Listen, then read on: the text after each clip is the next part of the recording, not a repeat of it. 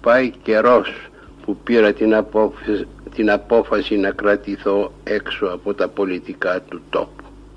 Προσπάθησα άλλοτε να το εξηγήσω, αυτό δεν σημαίνει διόλου πως μου είναι αδιάφορη η πολιτική ζωή μας. Έτσι από τα χρόνια εκείνα ως τώρα τελευταία έπαψα κατά κανόνα να αγγίζω τέτοια θέματα.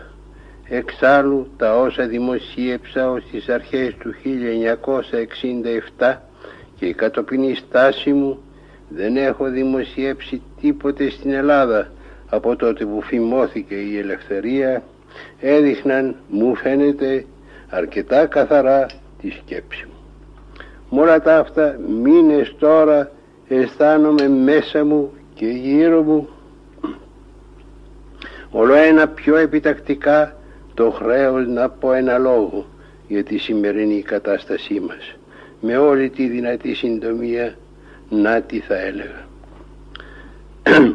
Κλείνουν 2 χρόνια που μας έχει επιβληθεί ένα καθεστώς όλος διόλου αντίθετο με τα ιδεώδη για τα οποία πολέμησε ο κόσμος μας και τόσο περίλαμπρα ο λαός μας στον τελευταίο παγκόσμιο πόλεμο.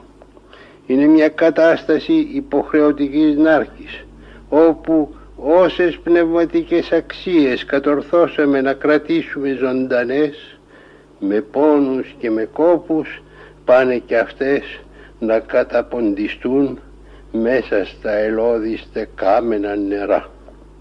Δεν θα μου ήταν δύσκολο να καταλάβω πως τέτοιες ζημιές δεν λογαριάζουν πάρα πολύ για ορισμένους ανθρώπους. Δυστυχώς δεν πρόκειται μόνο για αυτόν τον κίνδυνο. Όλοι πια το διδάχτηκαν και το ξέρουν πως στις δικτατορικές καταστάσεις η αρχή μπορεί να μοιάζει εύκολη, όμως η τραγωδία περιμένει αναπότρεπτη στο τέλος. Το δράμα αυτού του τέλους μας βασανίζει συνείδητα ή ασυνείδητα, όπως στους παμπάλαιους χορούς του Εσχύλου.